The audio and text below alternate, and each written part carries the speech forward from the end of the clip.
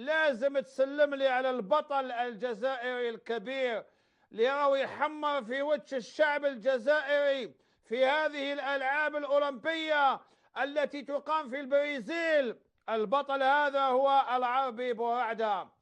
العربي بورعدة بطل لازم نقرأ عليه، لأن العربي بورعدة هذا لم يجد من يسانده، لم يجد فيدرالية ولا رابطة ولا جهة يستند إليها، كان يحضر وحده.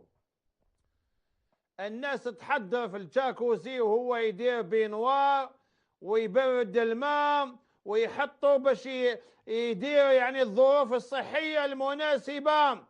يعني القاعة اللي كان يتدرب فيها العربي بورعدة ما تصلحش حتى باش يربوا فيها المعيز، ما تصلحش حتى للشوادة.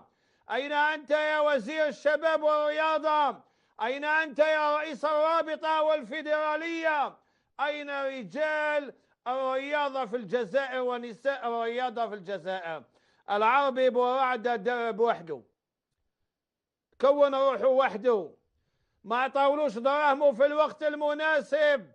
لو وجد جهة تقوم به لحصل على ميدالية.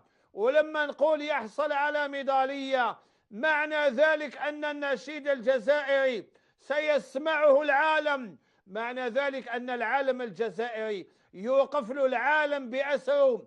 هذا العلم وهذا النشيد الذي خط بدماء الشهداء كان يستطيع العربي بورعدة لو وجد من يقف إلى جانبه، كان يستطيع يرفد العلم الجزائري، يرفعه جهارا نهارا.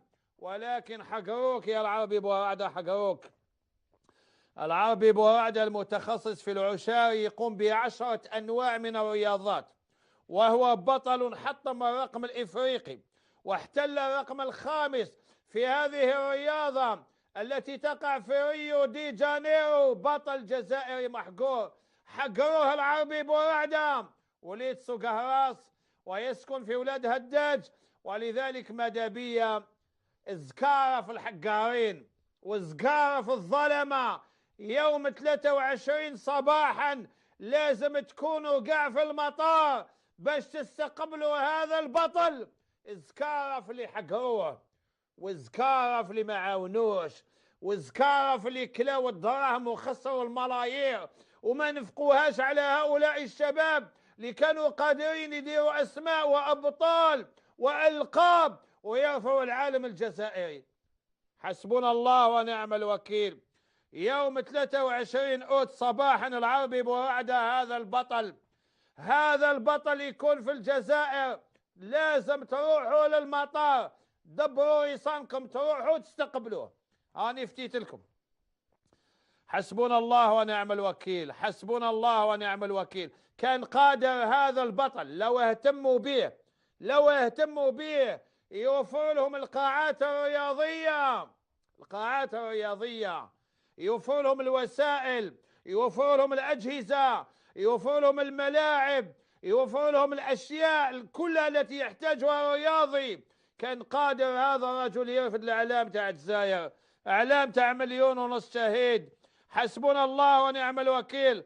العربي بورعدة بارك الله فيك، درت واش تقدر، لا يكلف الله نفسا إلا وسعها. وجيت الخامس، احنا عندنا ما دام درت جهدك هذيك الخامس